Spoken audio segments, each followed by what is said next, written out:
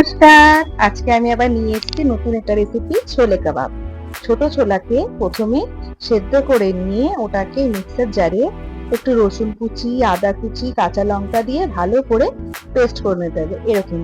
তারপরে আন্দাজ মতো নুন, হলুদ, জিরের গুঁড়ো, ধনের গুঁড়ো দিয়ে ভালো করে চটকাতে হবে। তারপরে ওর মধ্যে আমি একটু পাওভাজি যে মশলা আছে এভারেস্টের সেটাও দিয়ে দিয়েছি। ভালো করে চটকাতে হবে। একটুখানি গোটা জিরে দিতে হবে, তার মধ্যে 2 চামচ বেসন আর 2 চামচ সুজি দিয়ে ভালো করে ওটাকে মাখতে হবে। এরকম করে ভালো করে 2 হাত দিয়ে করে এরকম চ্যাপ্টা চ্যাপ্টা করে করতে হবে। তারপরে বাকিতে কিছুটা আমি সাদা তিল নিয়েছি, ওই তিলটা ভালো করে কোটিং করে নিয়েছি। কোটিং করে নিয়ে এই যেরকম ভাবে পুরো কোটিং করে নিয়েছি।